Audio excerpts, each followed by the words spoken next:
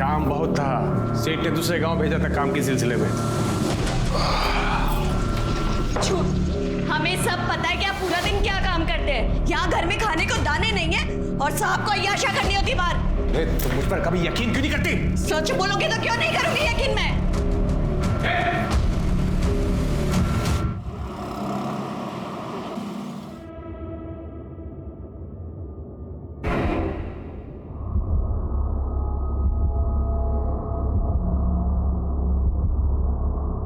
पुष्पा,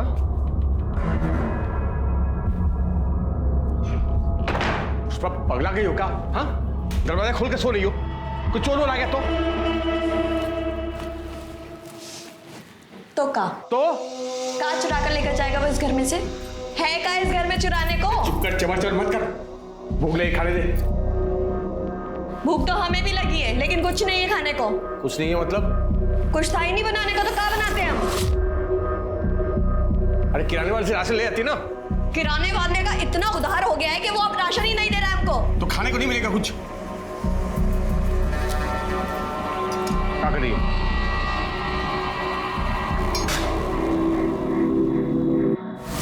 पियो और सो जाओ। अब से ये ही मिलेगा जब तक तुम पैसे का इंतजाम नहीं करते हो। मजाक बना के रख दिया।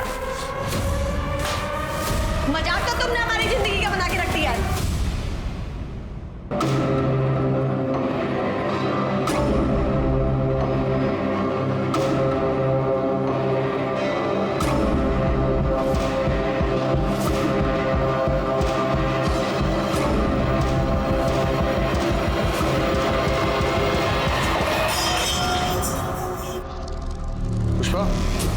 कहाँ जा रही है? पुष्पा! पुष्पा! रुक! ए पुष्पा! रुक!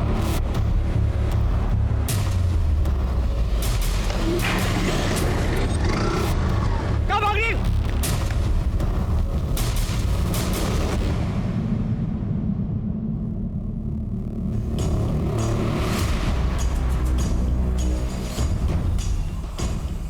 सर, गुमशुदगी की रिपोर्ट लिखवानी है सर।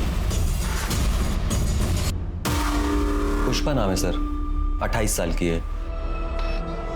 2 दिन हो गए सर गायब हुए। और आप कौन है? क्या लगता है इनके? सर ये जानने वाली बहन की तरह है सर।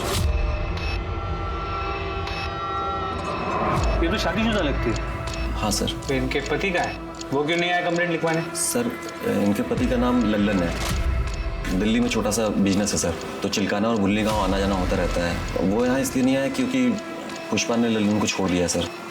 वो सरपंच है ना सर, प्रताप यादव, गुल्ली गांव के, उनसे शादी करने वाली थी। लेकिन 2 दिन पहले मुझे रात को कॉल आया कि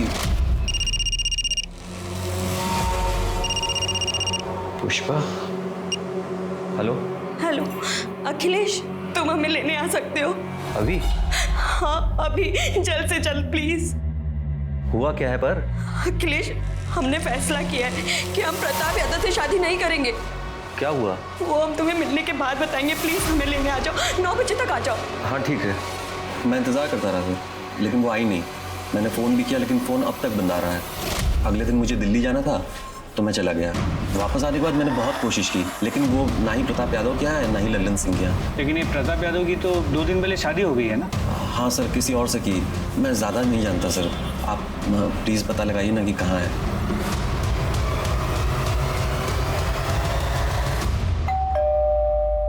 अरे हमें क्या पता पुष्पा कहाँ है। अभी कुछ दिन पहले सरपंच कार्यालय से एक लड़का भी आया था उसके बारे में पूछने के लिए। जानते हैं हम, इसलिए यहाँ आए। आपकी और पुष्पा की शादी होने वाली थी ना? हाँ, हम पुष्पा से शादी करने वाले थे। वो अपने पति से तलाक दे के हमारी मदद के लिए आई थी, लेकिन शादी से 1 दिन पहले वो गायब हो गई। हम ये शादी नहीं करना चाहते, इसलिए हम अपने पति के पास वापस जा रहे हैं। क्या तुम मेरे साथ ऐसा कैसे कर सकती हो पुष्पा? मेरी हेलो हेलो। लेकिन अखिलेश ने बताया कि वो लल्लन के पास वापस नहीं गई। तो गई होगी गई। देखिए, पुष्पा ने जो भैया को बताया हमने आपको बता दिया। पता है उसकी वजह से हमें कितनी परेशानी हुई। शत्रु, नाक कटने की नौबत आ गई थी दरोगा जी हमारी। 1 दिन बाद शादी थी, आसपास के तमाम गांव में निमंत्रण दिया हुआ था। वो तो भगवान की कृपा है कि शादी से 1 दिन पहले हमें सपना मिल गई जिनसे हमारी शादी हुई। वरना कितनी बदनामी होती है हमारी। लीजिए चाय पीजिए।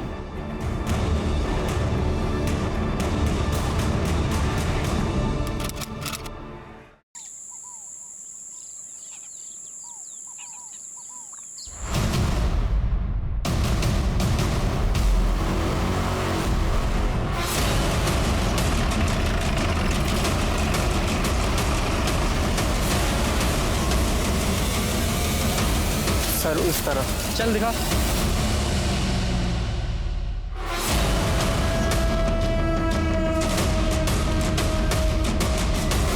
पूजा जरा चेक करो। गुप्ता आसपास चेक करो।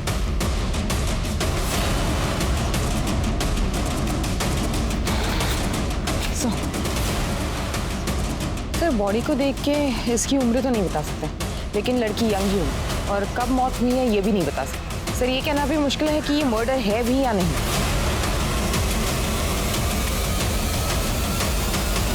पूजा जरा इसका हाथ देख, ये अंगूठी निकालो इसके हाथ में।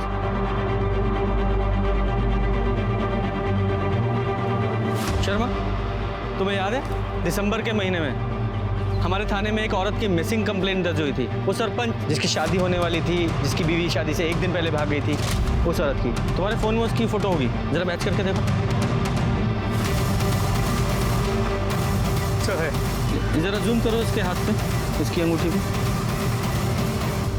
और इस अंगूठी से मैच करो। एग्जैक्टली वही है। सर अंगूठी देख के तो ऐसा लगता है कि पुष्पा की है, पर हाँ कंफर्मेशन के लिए हम उसकी फैमिली से डीएनए मैच कराना चाहते हैं। उसके किसी फैमिली मेंबर को जानते हो? नहीं सर मैं तो नहीं जानता, लेकिन लल्लन जानता होगा सर।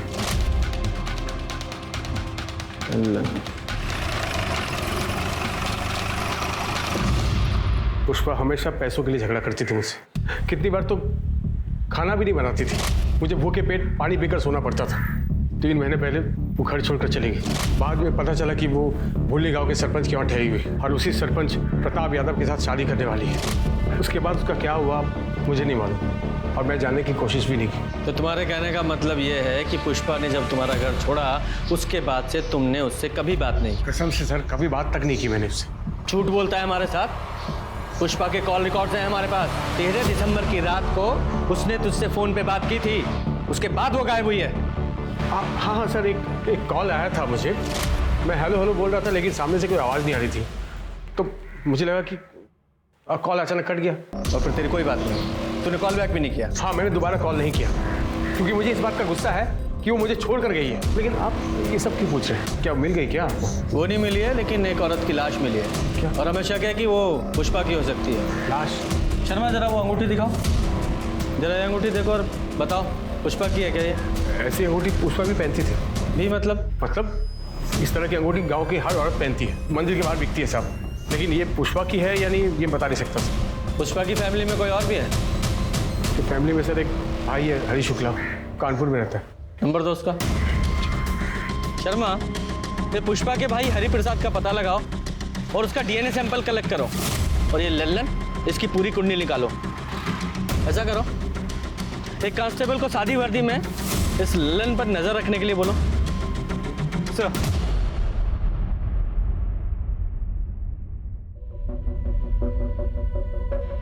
अब 1 महीने में हमारे फेरे भी हो जाएंगे। शत्रु हमें ना तुमसे कुछ बात करनी थी। बताओ। हम चाहते हैं कि शादी के बाद हमारा अलग घर हो। क्यों?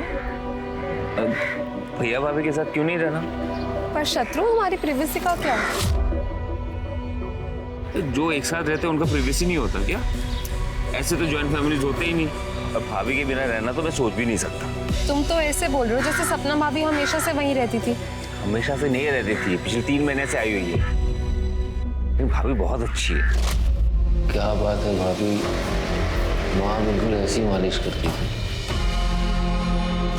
तुम जब सपना भाभी से मिलोगी तब तुम्हें पता चलेगा कि वो कितनी अच्छी है। अरे अच्छा हुआ वो पुष्पा भाग गई और भैया को सपना भाभी से शादी करनी पड़ी। किस्मत अच्छी है उनकी। देखो सब ठीक हो जाएगा। सर पुष्पा के भाई हरी शुक्ला के अनुसार पुष्पा की उससे बात ही नहीं हुई थी। लेकिन उसका डीएनए सैंपल तो लिया ना तुमने? ले लिया है सर, वेरी गुड। इस सैंपल को बॉडी के साथ टेस्टिंग के लिए लैब में भेज दो। सर कांस्टेबल अमन यादव का कॉल आया था। ललन गांव के बाहर भवानी मंदिर में शादी कर रहा है। अच्छा।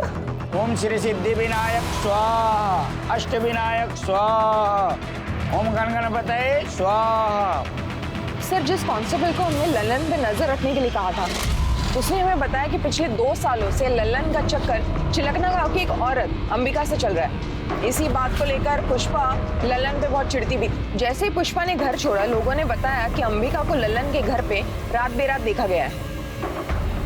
इस ललन को बहुत जल्दी है दूसरी शादी करने की। इतनी भी क्या जल्दी है?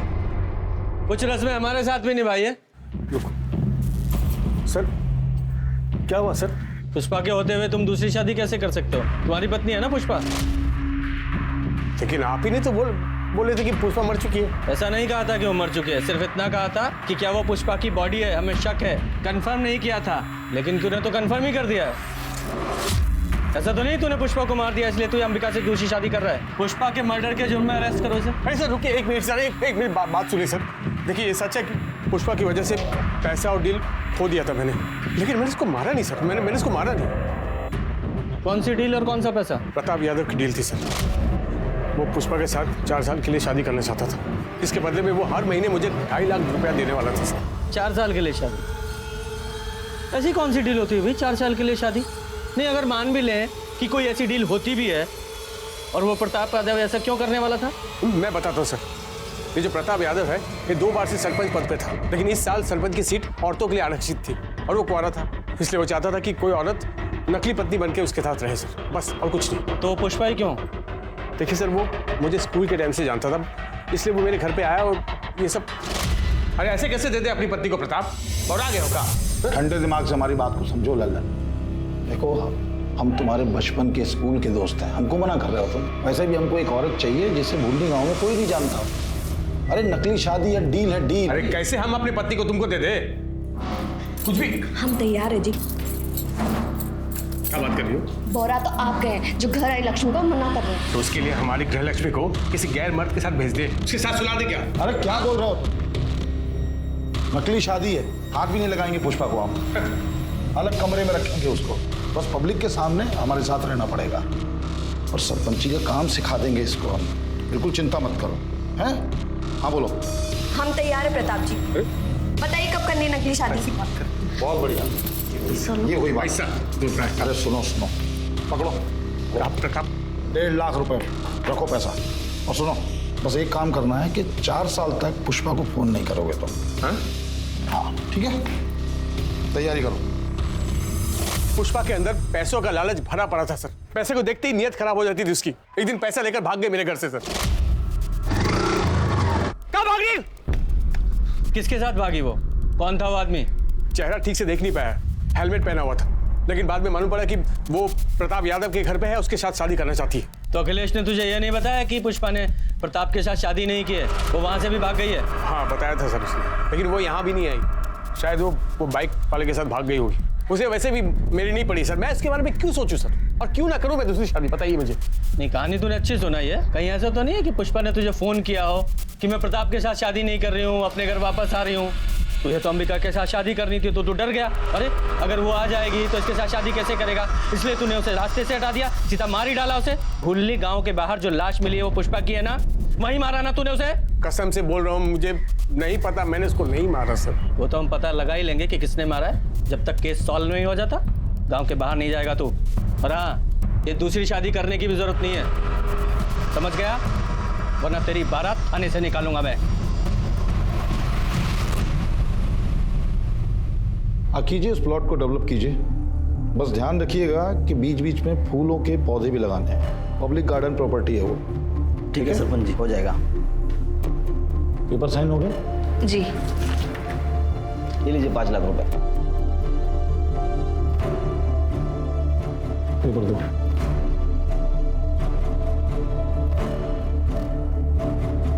ठीक है सरपंच जी, हो जाएगा।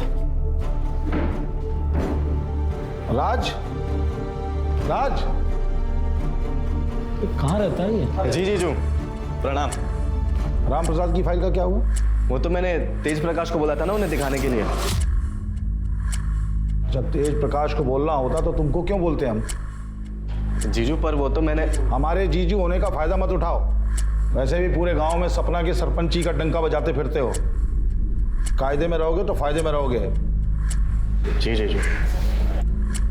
कैसे हो भैया? नमस्ते भाभी। नमस्ते। अच्छा भैया, वो ट्यूबवेल वाले केस में शास्त्री जी मान गए। देखा, सीखो इनसे कुछ। हमारे भाई होने के नाते अकड़ सकते हैं, लेकिन नहीं, जो काम हम इनको बोलते हैं पूरी ईमानदारी से पूरा करते हैं, किसी दूसरे पे थोपते नहीं हैं, समझे? जीजू पर वो काम मैं। सही तो कह रहे हैं, कुछ सीखो शत्रु से। पर नहीं, तुम्हारे दिमाग में तो गोबर भरा है। अब खड़े क्या हो, जाओ यहाँ से। शत्रु, आज तुम्हारी शादी के कार्ड छपके आ जाएंगे और आज हम तुम्हारी पसंद का खाना बनाएंगे। जी भाभी। चले जी।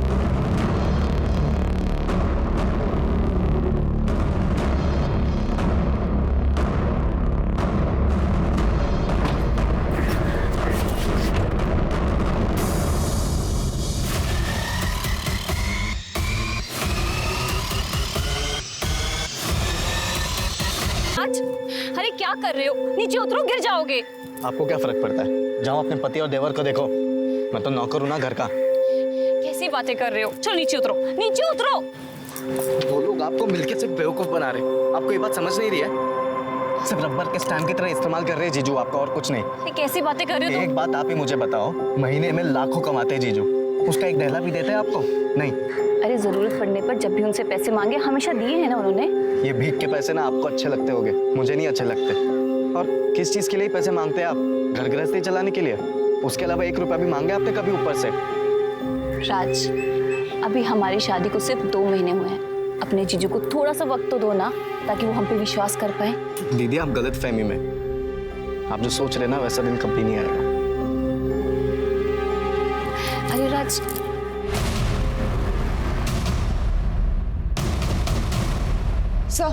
सर हमने प्रताप के बारे में पता किया तो उसका राइट हैंड तेज प्रकाश एक हिस्ट्री शीटर है। उसकी बीवी राजेश्वरी प्रताप के घर नौकरानी का काम करती है। सर पड़ोसी उससे पूछताछ की तो एक पड़ोसी कमली सिंह ने हमें बताया कि राजेश्वरी को भूषण ज्वेलर्स के यहाँ पे चांदी के बर्तन बेचते हुए देखा है मैंने। तो राजेश्वरी ने चोरी की। जब मैंने उससे पूछा तो उसने बताया कि प्रताप भैया ने उसे गिफ्ट दिए थे। गिफ्ट? हाँ, पहले भी मैंने ऐसे गिफ्ट बेचते हुए दुकान पर उसको देखा है, लेकिन लगता है जब से सपना भाभी आई है उसे गिफ्ट मिलना बंद हो गया है। ये राजेश्वरी और प्रताप यादव, इन दोनों का कोई चक्कर है क्या? सर कमली ने कुछ खुल के नहीं बताया। उसने नहीं बताया तो सीधे राजेश्वरी से पूछते। सच कहते हैं साहब, वो सारे गिफ्ट्स भैया जी ने दिए थे।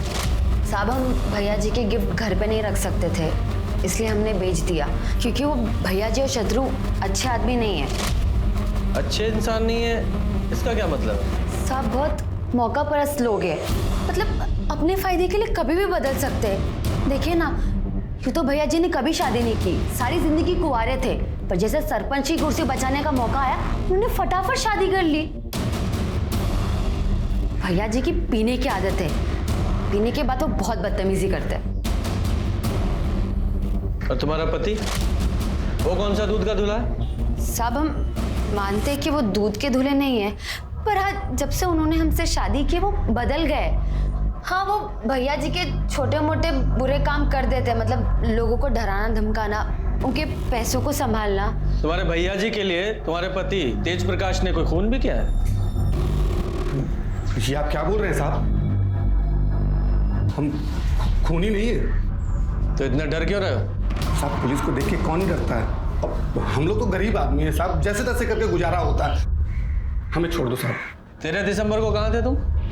13 दिसंबर मतलब जिस रात पुष्पा गायब हुई, उस रात कहाँ थे तुम? साहब ये तो घर पर ही थे। हाँ साहब, मैं घर पे ही था, और अगले दिन जब हवेली पहुंचा तो पता चला पुष्पा जी भाग गई हैं। भैया जी बहुत गुस्से में थे, क्योंकि शादी की सारी तैयारियां हो गई थी।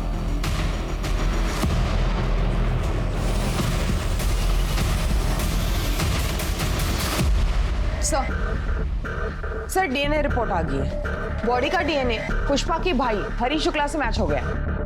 तो मतलब साफ है बॉडी पुष्पा की ही है। सर, और सर पोस्टमार्टम रिपोर्ट के हिसाब से पुष्पा की मौत 13 दिसंबर के रात को ही हुई थी। उसे गला दबा के मारा गया था। और इस अखिलेश ने हमें बताया था कि पुष्पा का 13 दिसंबर की रात को 8 बजे फोन आया था और 9 बजे दोनों मिलने वाले थे, लेकिन पुष्पा अखिलेश से मिलने पहुंची ही नहीं, मतलब तब तक वो मर चुकी थी। सवाल तो वहीं का वहीं है कि उसे मारा किसने? सर लल्लन?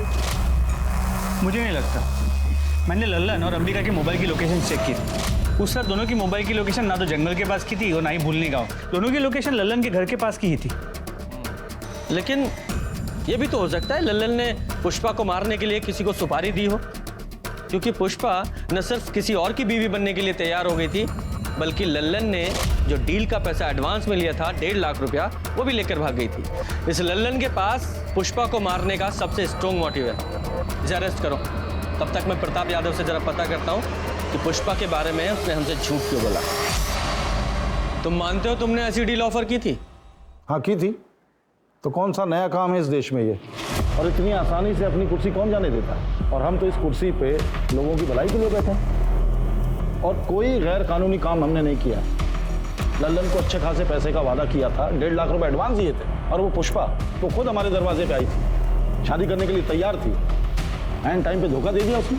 उसने धोखा दिया, मार दिया उसे।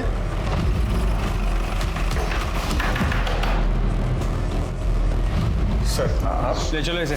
लेकिन क्यों सर? मैंने क्या किया सर? पुष्पा का मर्डर। एक मिनट सर, मैंने पुष्पा को नहीं मारा सर। आप प्रताप और शत्रु से पूछे ना, उन्होंने मारा होगा सर। भैया ने ऐसे कुछ नहीं किया। तुम्हारी हिम्मत किसी भैया पे इल्जाम लगाने की? हिम्मत की बात करेगा ना।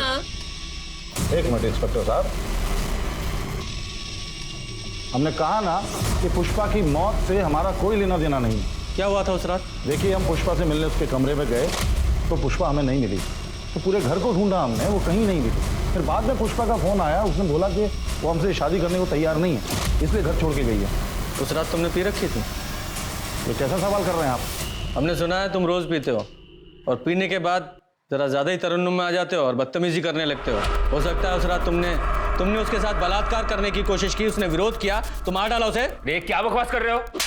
एक मिनट इंस्पेक्टर साहब, बात कर रहे हैं ना हम। आप हाथ क्यों चला रहे हैं? हम मानते हैं कि हम रोज शराब पीते हैं, लेकिन हम किसी औरत के नजदीक नहीं जाते, यहां तक कि हम किसी को छूते तक नहीं है। चाहे तो आप सपना से पूछ लीजिए। अपनी पत्नी को भी नहीं छूते? देखिए, हम पराई औरत के बारे में बात कर रहे हैं।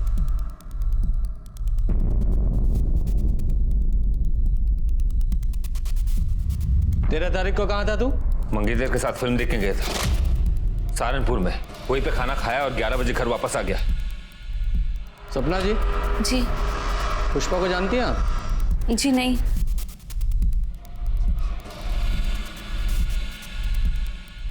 राजेश्वरी को आप बड़े महंगे तोहफे देते हैं। हाँ, बोनस, होली दिवाली देते हैं। क्यों? हमें पता चला है कि राजेश्वरी मार्केट में बड़े महंगे महंगे सामान बेच रही है, ये कहकर कि वो तोहफे आप उसे देते थे। अपना लॉकर, अपना सामान जरा चेक कर लीजिएगा।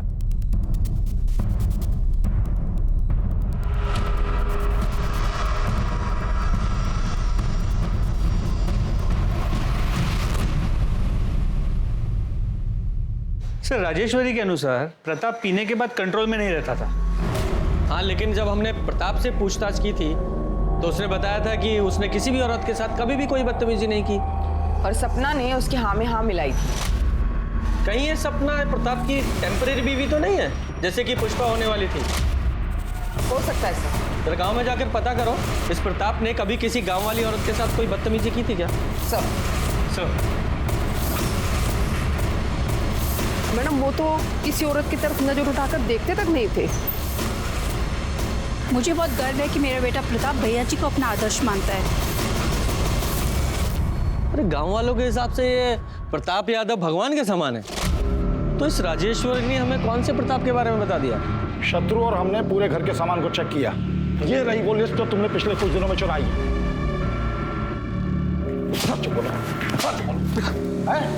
भैया जी, देखिए इसमें कोई गलती नहीं है। इस सारा सामान हमने चुराया था पैसों के लिए। हमें माफ कर दीजिए भैया जी। तुम्हारा अपनी शक्ल मत दिखाना। मैं निकल जाओ। तुम भी जाना चाहते हो? भैया जी, हमारी बीवी की गलतियों को माफ कर दीजिए भैया जी। आप जैसा मालिक हमको कहाँ मिलेगा भैया जी? हम आपको छोड़ के कहीं नहीं जाएंगे भैया जी, बस हम यहीं रहेंगे। हम आपको छोड़ के नहीं जाएंगे भैया जी, प्लीज हमको माफ कर दीजिए भैया जी, भैया जी माफ कर दीजिए। बोलो। सर हो सकता है प्रताप में कोई कमी ना हो, लेकिन ये नई सरपंच सपना यादव उसके बारे में ऐसे नहीं कह सकते, क्योंकि प्रताप से पहले उसकी शादी अमर शर्मा नाम के एक आदमी से हुई थी। ठीक है, अमर और सपना इन दोनों से अलग अलग बात करते हैं। हाँ सर, मैं ही हूँ सपना का भागा पति अमर शर्मा। अभागा? अरे अपनी बीवी को छोड़ दिया, फिर भी खुद को अभागा बता रहे हो? नहीं सर, मैंने उसे नहीं छोड़ा, उसी ने मुझे छोड़ दिया। जैसे उसे पता चला कि वो प्रताप किराए की बीवी के साथ सरपंच की कुर्सी भी दान पे दे रहा है, उसने मुझे छोड़ दिया। प्रताप को कैसे जानते हो तुम? सब प्रताप कभी मेरा दोस्त हुआ करता था, लेकिन जैसे उसे पता चला कि मैं कंगाल हो गया हूं, तो उसने मुझसे दोस्ती खत्म कर दी। लेकिन सपना बीच में आ गई, उसने बिना किसी शर्त के उसकी बात मान ली और मुझे छोड़ दिया। तो और क्या करती सर, दूसरे आदमी से शादी करना ही बेहतर था बजाय अपनी जान लेने के। अमर को शराब पीने की बहुत बुरी लत है, रोज शराब पीने के बाद वो मुझे मारता पीटता था। मैं तो अपनी जिंदगी खत्म कर देना चाहती थी। जब प्रताप जी की मुझे डील मिली तो मुझे वो मेरी हर समस्या का हल लगी, इसलिए मैंने डील एक्सेप्ट कर ली। तो सर इसमें मैंने क्या गलत किया? और अमर तलाक के पेपर पे साइन कर चुका था। तलाक के पेपर थे? नहीं सर, वो तलाक के पेपर कैसे हो सकते हैं? वो प्रताप ने तो मुझे बोला था कि वो डील के पेपर थे। सर मैं बहुत पढ़ा लिखा नहीं हूँ, मुझे नहीं पता कि उन कागजों में क्या लिखा था। और प्रताप ने मुझसे बोला भी था कि वो पेपर मुझे वापस लौटाएगा, लेकिन नहीं लौटाया उसने। और ऐसा कोई एग्रीमेंट साइन नहीं हुआ था। और रही बात तलाक की, तो उसका फैसला 1-2 दिन में आ जाएगा। आप लोग चाहें तो तहसीलदार के ऑफिस में जाके पता कर सकते हैं। और आज के बाद हमारी गैर मौजूदगी में हमारी पत्नी से बातचीत करने मत आइएगा। आप लोग जा सकते हैं, प्लीज।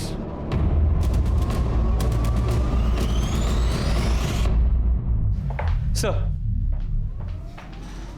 10 तारीख की रात पुष्पा जिस बाइक पे भागी थी, कहाँ भागी? वो बाइक पुष्पा को पिक करने से पहले एक गैराज में रुकी थी। वो गैराज बाईपास रोड पे था, वहाँ एक सीसीटीवी कैमरा था और सर उस आदमी ने अपना हेलमेट उतारा था।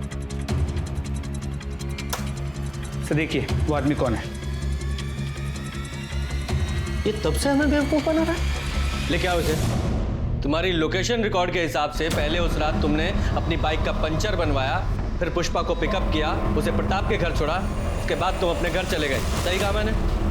सर मैं मानता हूँ कि उस रात घर से भागने में पुष्पा की मदद मैंने की थी। ए रुक पुष्पा! दरअसल क्या हुआ था सर कि पुष्पा को लल्लन और अंबिका के रिश्ते के बारे में मालूम चल गया था। वो बहुत डरी हुई थी सर अपने भविष्य को लेकर, इसलिए उसने सोचा कि क्यों ना 4 साल के लिए प्रताप की बीवी बन जाए। और वो पैसे सर जो उसकी डील के थे वो उसने लिए थे घर से। सर मैंने ही उसे प्रताप के घर छोड़ा था। 2 दिन बाद उसका फिर से फ़ोन आया और उसने मुझे बुलाया, जैसा कि मैंने सर आपको बताया भी है कि मैं वहाँ गया था। जरा अच्छे से याद करके बताओ, उस रात पुष्पा ने फोन पर तुमसे क्या कहा था? हेलो अखिलेश, हम प्रताप यादव से शादी नहीं कर सकते। क्या हुआ? यहाँ की नौकरानी राजेश्वरी को हमने चोरी करते हुए पकड़ा। बहुत हंगामा हुआ और उसके पति तेज, उसने हमें चाकू दिखाकर धमकाया, कहने लगा कि हम अपना मुंह बंद रखें। तुम ठीक तो हो? हाँ हम ठीक है, तुम बस 9 बजे तक आ जाओ, बाकी बातें हम मिलकर बताएंगे। हाँ ठीक है सर, मैंने आपको बताया तो, मैं वहाँ गया था, मैं इंतज़ार कर रहा था, लेकिन पुष्पा वहाँ आई नहीं। मैंने फ़ोन भी लगाया लेकिन फ़ोन नहीं उठाया सर उसने। नहीं, ऐसा भी तो हो सकता है कि तुम झूठ बोल रहे हो।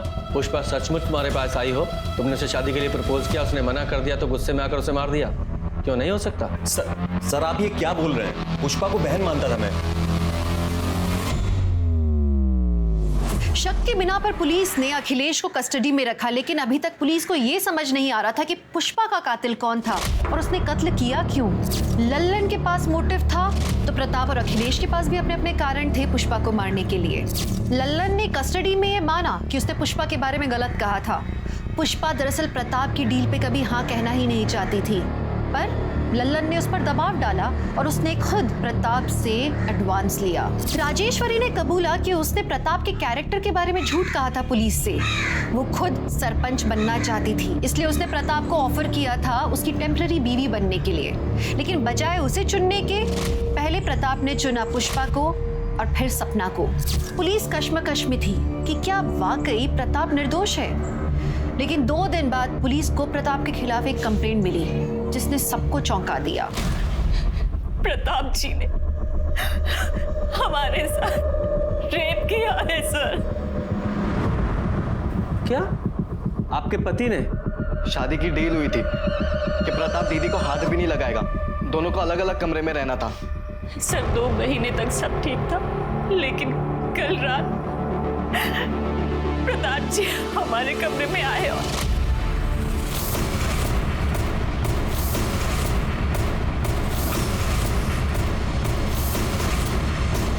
क्या कर रहे हैं आप? अरे छोड़िए, अरे हटिए, कोई है? बचाओ! झूठ बोल रही हो सपना, दिमाग चल गया उसका। तो तुमने सपना के साथ जबरदस्ती नहीं की? जी बिल्कुल नहीं। कल रात पीने के बाद जब हम अपने कमरे पे जा रहे थे तो अरे कुछ मदद करें आपकी, कहीं चोट लग जाएगी आपको। नहीं जरूरत नहीं है, हम चले जाएंगे। कैसी बातें कर रहे हैं? हमें अपना फर्ज तो निभाने दीजिए, पत्नी है हम आपकी, संभाल के। Thank you thank you thank you. अरे अरे ये क्या कर रही हो तुम? टेम्परेरी ही सही, पर हम पति पत्नी हैं, और कौन सी पत्नी नहीं चाहेगी कि वो अपने पति को खुश ना करे। वो सपना हमें खुद फंसा रही है। वो क्यों फंसाएगी? वो भी अपने ही पति को रेप के इल्जाम में। शायद उसको कोई भड़का रहा होगा। कौन? उसका नकारा भाई राज, वो भड़का रहा होगा उसे। कौन किसे भड़का रहा है और कौन छुपा रहा है वो तो हम पता लगा ही लेंगे। फिलहाल तो हमने सपना को मेडिकल के लिए भेजा है। प्रताप झूठ बोल रहा है सर, हम तो सिर्फ नाम के सरपंच हैं, एक रबर स्टैंप है। हमें कब क्या कैसे करना है इन सब का फैसला प्रताप जी करते हैं। और सर दोनों ही सूरतों में तो बदनामी हमारी ही होगी। हमें तो हमारी जान जाने का भी खतरा है कि हमारे साथ भी वो ना हो जाए जो पुष्पा के साथ। आपका कहने का मतलब है कि प्रताप ने पुष्पा को मारा? हमें नहीं पता सर, हम कुछ नहीं जानते। जो प्रताप है ये इतना पावरफुल आदमी है कि इसके लिए कुछ भी नामुमकिन नहीं है, और वो तेज और शत्रु उसके एक आवाज पे कुछ भी करने के लिए खड़े हो जाएंगे। सर प्लीज आप दीदी को प्रोटेक्शन दे दीजिए। देखिए इनकी मेडिकल रिपोर्ट आने तक हम ऐसा नहीं कर सकते, हमें रुकना पड़ेगा। सर पर दीदी सरपंच है, आप इतना तो कर ही सकते हैं। रहने दो राज, पुलिस को अपना काम करने दो, तब तक हम अपनी रक्षा खुद ही करेंगे। Thank you. Sorry. Medical report से ये पता चला कि सपना सेक्सुअली एक्टिव थी, लेकिन रेप का कोई साइन नहीं मिला। तो या तो इसका मतलब ये था कि ये रिश्ता दोनों की रजामंदी से हुआ, या फिर सपना ने खुद को सरेंडर किया प्रताप के आगे डर के मारे। तो क्या सपना के साथ मैरिटल रेप हुआ था, जो असल में एक शादी थी ही नहीं, सिर्फ 4 साल की डील थी। पुलिस प्रताप को लेकर एक और बार कंफ्यूज हो गई थी, क्योंकि सपना प्रताप के खिलाफ फिर से कंप्लेंट लेके पहुंची कि प्रताप ने उसे मारने के लिए गुंडे भेजे थे जब वो सरपंच ऑफिस से निकलकर घर वापस जा रही थी। सपना ने जहां एक तरफ अपने चोट के निशान पुलिस को दिखाए, वहीं दूसरी तरफ ये भी बताया कि गुंडों ने उसे प्रताप की बदनामी न करने की हिदायत दी थी, और उनमें से एक की आवाज तेज प्रकाश जैसी थी। अरे हमने कोई रेप कोई अटैक नहीं किया इनके ऊपर, और हम कल पूरी शाम भैया जी के साथ ही थे, तो हम कैसे अटैक कर सकते हैं? सर ये तो एक दूसरे का ही साथ देंगे ना। कमीनी आसान शांत खड़ा रहे, दादा गर्मी मत दिखा वरना यही ठंडा कर दूंगा। आधा कुर्सी के लिए ये सब डील मत करो, आपने मेरी एक नहीं सुनी। भाभी देखिए, भैया आपको कभी चोट नहीं पहुंचा सकते, लेकिन आपकी ये हालत मुझसे देखी नहीं जा रही। मेरे तरफ से जो कुछ भी होगा ना मैं करूंगा।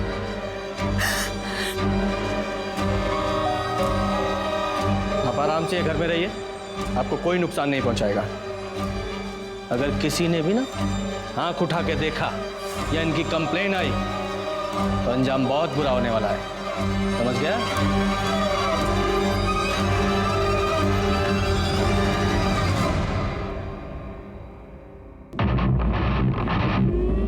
भाभी अंदर आ जाओ। हाँ आ जाओ। ये दवाई लेके आया था मैंने, आपके दर्द में आराम मिल जाएगा, लगा दूं?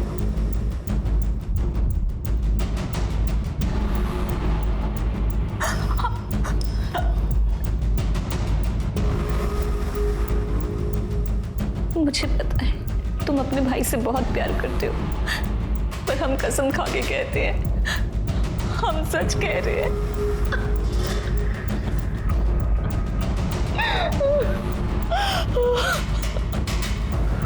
भाभी प्लीज रोइए मत।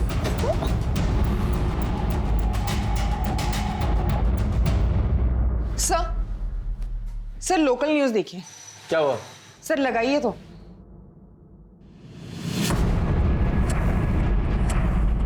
हमारे पति प्रताप जी ने हमारे साथ जबरदस्ती की और फिर अपने गुंडों और तेज प्रकाश को भेजकर हमें धमकाया, पर इससे भी उनका मन नहीं भरा। अभी 2 दिन पहले उनके छोटे भाई शत्रु ने हमारे साथ जबरदस्ती की। हमारे कमरे में मेरे घाव पर मरहम लगाने के बहाने उसने शत्रु, ये क्या कर रहे हो? हटो, हटो, बचाओ,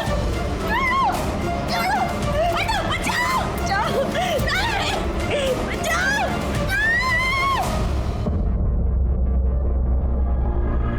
और जब हमने प्रताप जी को शत्रु जी के बारे में बताया तो उन्होंने फिर गुंडे भेजकर हमें मारा पीटा और कहा कि पुलिस के पास हम ना जाए।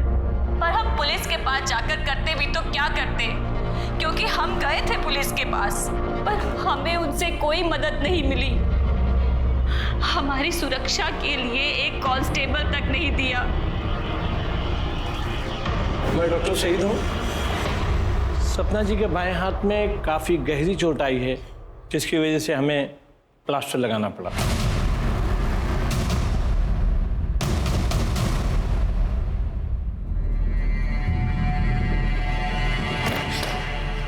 शत्रु कमीने, एक नंबर के धोखेबाज हो तुम, एक नंबर के धोखेबाज हो तुम।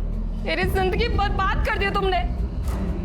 जब तुम सपना भाभी की तारीफ करते थे, जब तुम कहते थे कि तुम उनसे प्यार करते हो, मैंने कभी नहीं सोचा था तुम इतने घटिया इंसान होगे। बेटा तुम नहीं, आप तो प्लीज रहने दीजिए, आप बीच में ना ही बोलिए। वैसे भी किसी रेपिस्ट से मैं शादी नहीं कर सकती, तो आप भूल जाइए। इस घर की कभी बहू बनूंगी मैं। ये रिश्ता मैं तोड़ती हूँ। शक्ल मत दिखाना कभी अपनी। शत्रु चिंता मत करना है, हम सब ठीक कर देंगे। बिल्कुल चिंता मत करना, अभी बात करते हैं। तेज, कहाँ हो तुम? अभी का भी निकलो। क्या बोल रहे हैं हम? अभी का भी निकलो। उस औरत ने जो भी इल्जाम लगाए हमारे खिलाफ, सबका सब करो उसके साथ।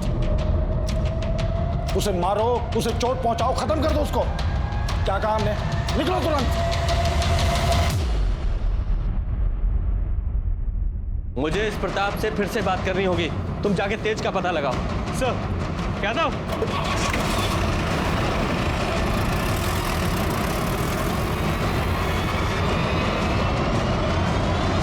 क्या चल रहा है?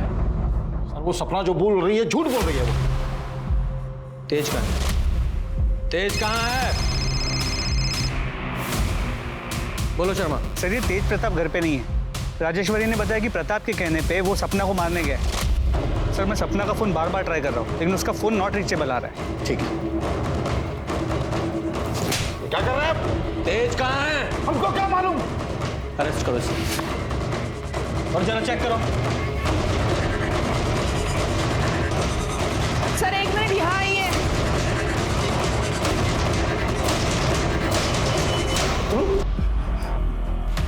बॉडी को नीचे उतारो। सर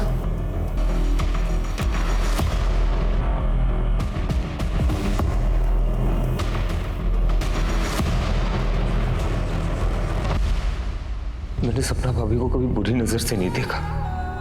वो तो मेरे लिए मां समान थी। उनकी गलत इल्जाम ने मेरी जिंदगी बर्बाद कर दी। मैं फिर भी लड़ने के लिए तैयार था। पिंकी ने मुझसे रिश्ता तोड़ दी। अब मेरे लिए जीने का कोई मतलब नहीं है भैया। मुझे माफ कर दो। शत्रु, क्या किया तूने यार? छोड़ो मारे उसका बेटे को मैं। आप शांत हो जाओ। मार डालूंगा उसको। शांत हो जाओ। तुम्हारी फीलिंग समझता हूँ मैं, लेकिन सॉरी, तुम्हें हमारे साथ चलना पड़ेगा। लेके चलो, बॉडी को पोस्टमार्टम के लिए भेजो और ये एविडेंस बैग में डालो। स्मिता जी, आओ। सपना दीदी जिंदाबाद, सपना दीदी जिंदाबाद, प्रताप यादव। क्या बोलो? उस औरत की सच्चाई नहीं मालूम मेरे को, झूठी है वो, मेरे को बना रही सबको। तेरा भाई है कर रहे हो ना? प्रताप यादव, प्रताप यादव, सपना दीदी। हाँ बोलो। सर फर्टिलाइजर प्लांट के पास एक बॉडी मिली, मैं वही जा रहा हूँ। ठीक है, पहुँचता हूँ। सर बॉडी तेज प्रकाश की है। यहाँ पे सिर के पीछे किसी भारी चीज से वार किया गया।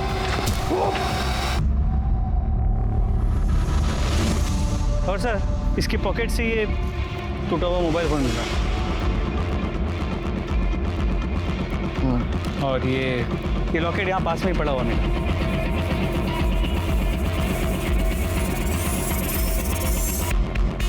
शर्मा, इस जगह का डम डाटा निकलवाओ। 13 दिसंबर का रात 7 बजे से रात 11 बजे तक का डम डाटा निकलवाओ, वहां जहां पुष्पा की लाश मिली थी। क्योंकि ये लॉकेट मैं पहचानता हूं किसका है। तेज की लाश के पास मिला हमें, और तेरे फोन की लोकेशन भी वहीं की थी।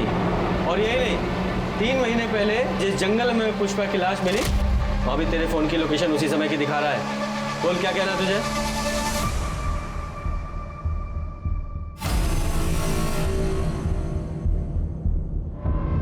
क्योंकि ये लॉकेट मैं पहचानता हूं किसका है।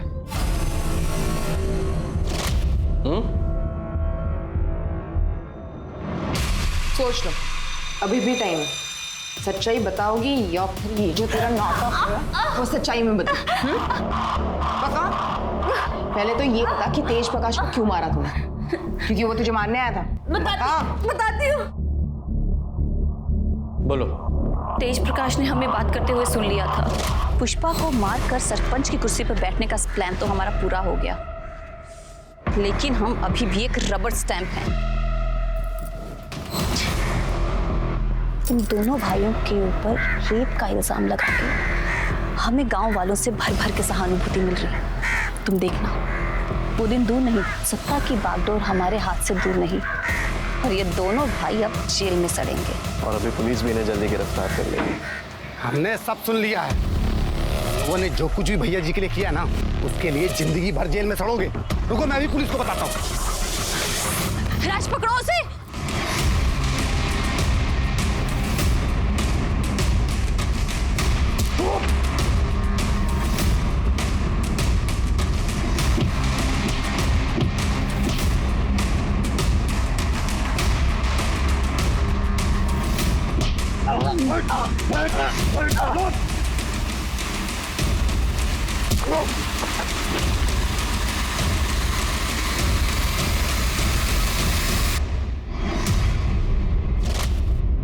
और पुष्पा को क्यों मारा? प्रताप की टेम्पररी बीवी का सपना मेरे पति अमर ने यह कहकर ठुकरा दिया कि मैं गैर मर्द के साथ कैसे रह सकती हूँ। बेवकूफ था वो। लेकिन जब मुझे पता चला कि पुष्पा प्रताप की बीवी बनने वाली है और पुष्पा प्रताप के घर में है, तो मैं पुष्पा से मिलने उसके घर पर गई। मुझे पता था प्रताप हर शाम को शराब पीता है। जब मैं वहां पहुंची तो मैंने देखा कि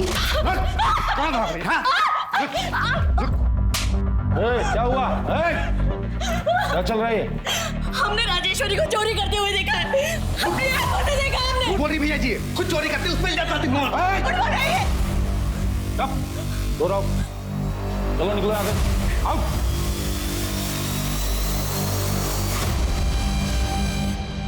चिंता मत करो, हम हैं तुम्हारे साथ। अरे हम, आप हमें छू नहीं सकते हैं।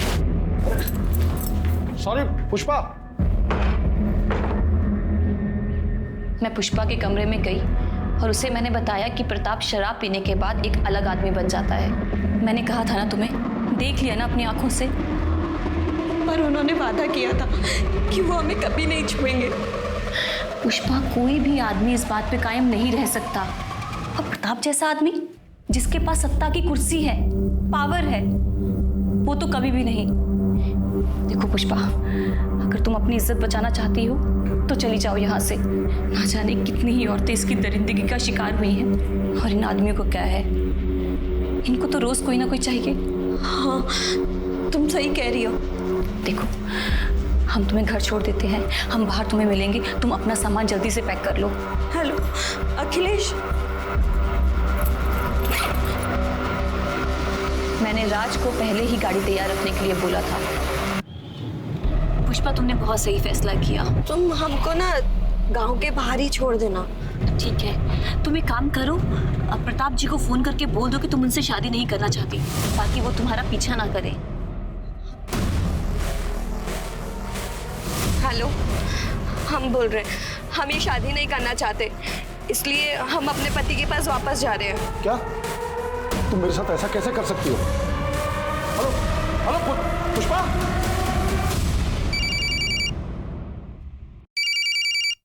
अरे ये क्या कर रही हो? लल्लन को कॉल कर रहे हैं, उन्हें बता तो दें कि हम गांव वापस आ रहे हैं। अरे नहीं। Hello hello hello.